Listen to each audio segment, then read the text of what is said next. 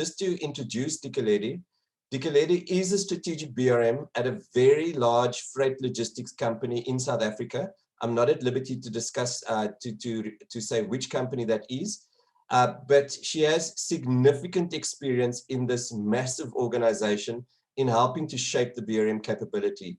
She has worked extensively across not just IT domains, but business domains in both the public and private sector in South Africa. And she has an MBA cum laude and also coaches and mentors MBA candidates. It's a great privilege to have Dikeledi with us. Dikeledi? Good evening, everyone. Thank you, Bess, from South Africa. Would you like for me to respond now? Yes, please, Dikeledi. Thank you so much. I'm going to respond to all three questions in a convergence kind of fashion. And what I'm delighted about is that even the previous speakers have already touched on what's in my heart with regards to the BRM as a role and a BRM as a capability.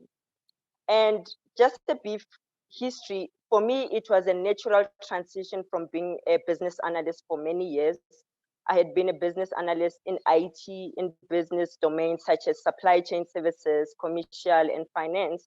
You will realize that my sharing of the journey won't be so too much technical, because having been in the business domain and IT, I know with certainty that the BRM role is applicable everywhere in the business and in the industry. In answering you, for starters, I would say, as a BRM, this is what I've learned, and also having to reflect back and what I would have done differently starting out many years ago. A BRM is a trusted advisor, needs to be a trusted advisor. And coming from a BA space, where we dealt a lot with stakeholders, which was very good, but I had to learn as I was going into my role that now my role is bigger. There's partnership, there's relationships at a C-suite level. When my boss asked me when I came on board after 2 weeks and say, have you met so-and-so general manager? Have you met the CEO? I say, oh, was I supposed to do that? You know, it was a rude awakening. However, I had peers at the time that had been in the role for a while that were willing to do hand holding, but I was privileged also to learn on my own. And I was into the role, and I Googled and I stumbled across BRMI and say, what is that? And I was reading into it, and Aaron was appearing a lot. I was like, who is this Aaron? Who is this Aaron? And fortunately, and Gary came on board and introduced this and invited us. Aaron came to South Africa 27. It was great having you.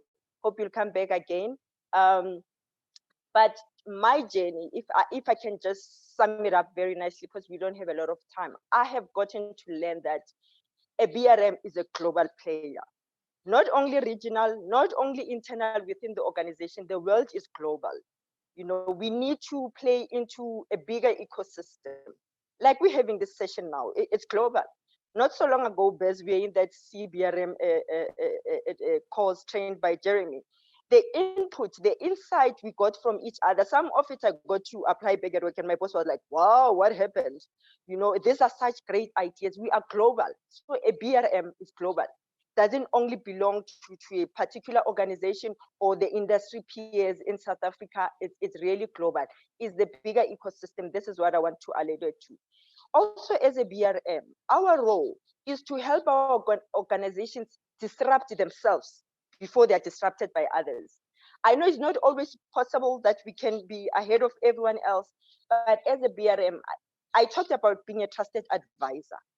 That would mean I help my organization disrupt themselves.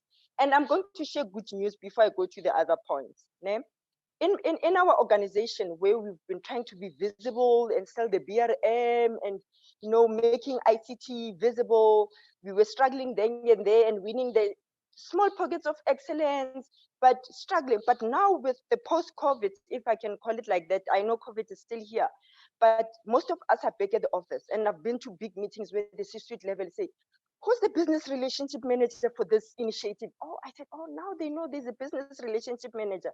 You know why? COVID has brought so much change. It's crunch hour. organizations are rationalizing, they are downsizing, they're restructuring. The C-suite level, they've got so much pressure to focus on the numbers, the revenue, and all of that. And now they know technology is here, technology rules.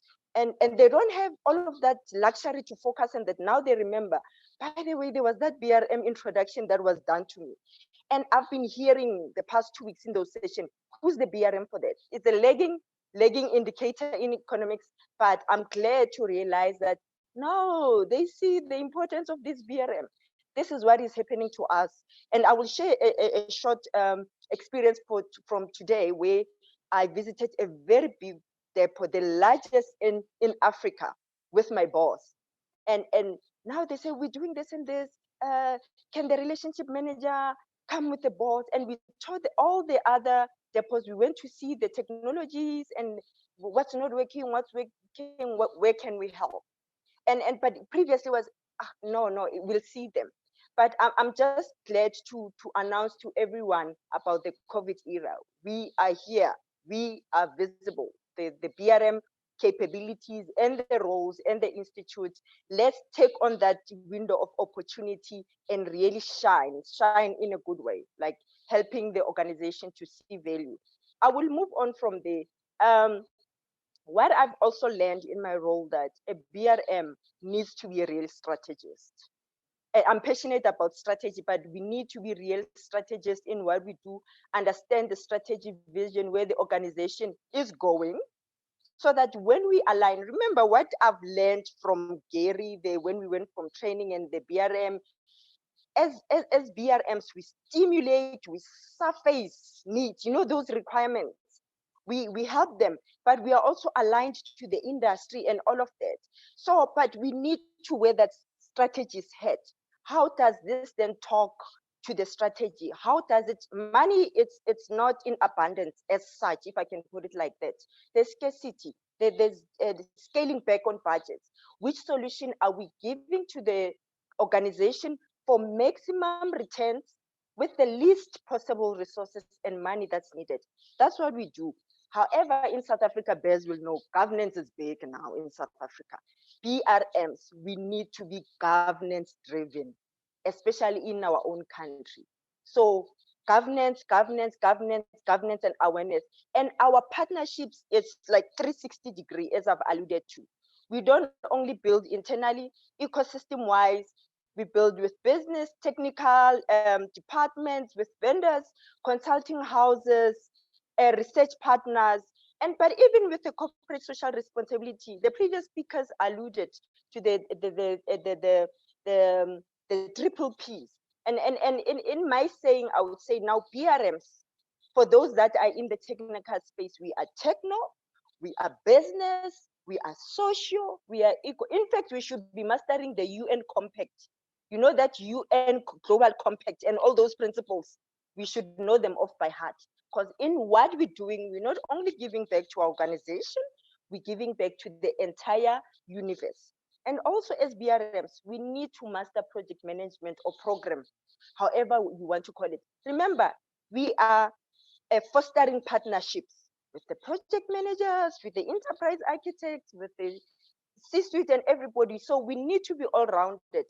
And to think that the BRM should not have a strong financial acumen is a big mistake. We need to be tracking those return on investments. And holistically, this is what I wanted to share, Buzz, from my experience. And the journey had not been easy in our organization, but we are beginning to mature.